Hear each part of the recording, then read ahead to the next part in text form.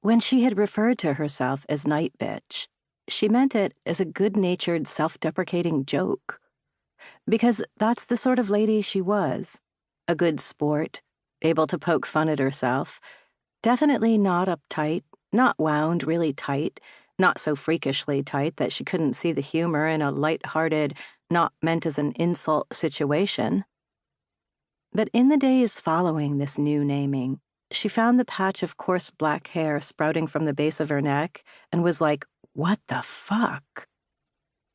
I think I'm turning into a dog, she said to her husband when he arrived home after a week away for work. He laughed, and she didn't. She had hoped he wouldn't laugh. She had hoped, that week as she lay in bed, wondering if she was turning into a dog, that when she said those words to her husband, he would tip his head to one side and ask for clarification.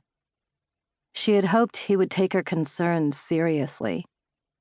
But as soon as she said the words, she saw this was impossible. Seriously, she insisted, I have this weird hair on my neck. She lifted her normal hair to show him the black patch.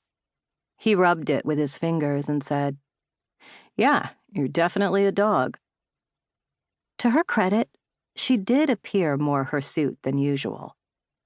Her unruly hair moved about her head and shoulders like a cloud of wasps. Her brows caterpillared across her forehead with unplucked growth.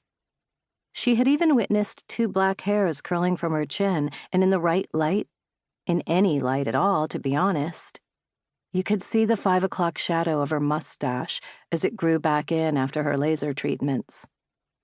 Had she always had so much hair on her arms? Descending the edge of her jaw from her hairline? And was it normal to have patches of hair on the tops of your feet? And look at my teeth, she said, baring her teeth and pointing to her canines. She was convinced they had grown, and the tips had narrowed to ferocious points that could cut a finger with a mere prick.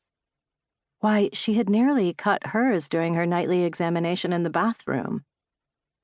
Every night, when her husband was gone and their son was happily playing with trains in his pajamas, she stood at the mirror and pulled her lips back from her teeth, turned her head from side to side, then tilted her head back and looked at her teeth from that bottom-up angle, searched the internet on her phone for pictures of canines to which she might compare her own, tapped her teeth with her fingernails, told herself she was being silly, then searched humans with dog teeth on her phone, searched do humans and dogs share a common ancestor, searched human-animal hybrid and recessive animal genes in humans and research human-animal genes legacy, searched werewolves, searched real werewolves in history, searched, somewhat inexplicably, witches, searched, somewhat relatedly,